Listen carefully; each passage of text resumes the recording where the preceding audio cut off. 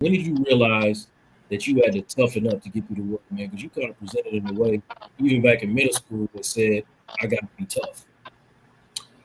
I mean, honestly, I had two older brothers, so I could show emotion. I'm not even gonna sit up here and act like I had to play tough because they really got me ready for anything that I had to face in the real world. To be honest, that's why I'm so big on my brothers because for them to be giving me knowledge and showing me things that like how to be a man, and they weren't even men.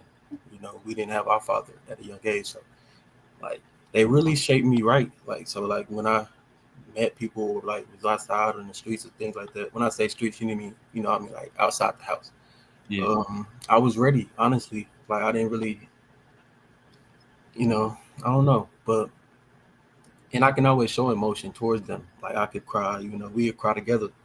So like, I really had it. Like they got me right, honestly, to be real. so My two you older was you brothers. was cool on the inside of your house, but did you feel like you had to wear a mask on the outside of your house?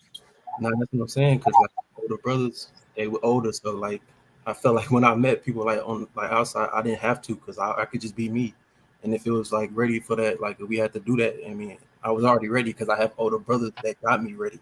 So like It's getting dope. beat up by them, it's like, well, I can't get beat up by somebody my age, you know. Well, Yeah, that's just how I felt, and they just got me ready. I don't know how to explain it, but right. they did good for guys that weren't men yet. They were my oldest brother. He was 8 years older than me, and my other older brother, he's 4 years. So they did, you know, I was ready, honestly. So I could show emotion around them and things like that. But yeah, That's dope, man. I'm glad you had a space where you could do that, man. For the other guys, man, who held space for y'all softness? Because even the biggest thugs got to go somewhere to cry, man. So Marcus, who held space for your softness when you were growing up? Yeah, my mom and my sister for sure. Like I could go talk to my mom about anything. I could talk to my dad too, but it's like, nothing like your mama love. So it's just like I can go it's a with her fact. to anything, cry to her, stuff like that. What you, Malik? I know your mom was the final boss. So where did you Yeah, go? definitely my mom. And when I was younger, my grandpa as well. Even though we kind of got it hard now, but like he was a big factor in my life. Me talking about my softness and everything like that. But most mainly my mom though. Okay, all right. So I mean, what did it cost you? Because like I said, I know all y'all, man. So what did it cost you to always seem okay when you weren't okay? I'm gonna start with you, Malik. What did it cost Me? you? Yeah, Oh, can you repeat that question? I'm sorry.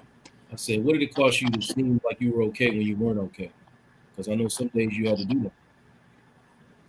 Yeah, I mean, uh, I was always quiet, so I never really talked about my emotions no way, and I never felt really comfortable doing it to anyone. So I don't know. I feel like I gave up like my freedom to like really be myself and like talk for myself, and I really never did until I was older, and it just like I was shelled up most of my life. That's why I feel like I was like shelled up all my emotions until I was older, and then like I don't know, it just kept me from like really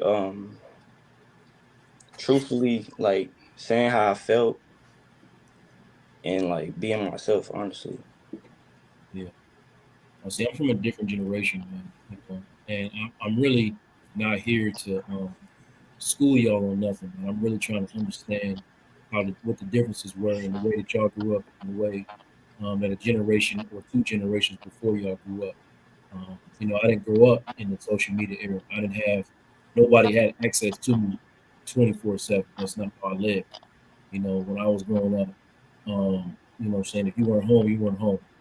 You know, we spent a good amount of time, putting songs on our answering machine. You know what I mean? So that was waiting for them things when they left messages. You know, play the song for a little bit. As soon as the song get to a good space, yeah, this is me. Keep going. You know what I'm saying?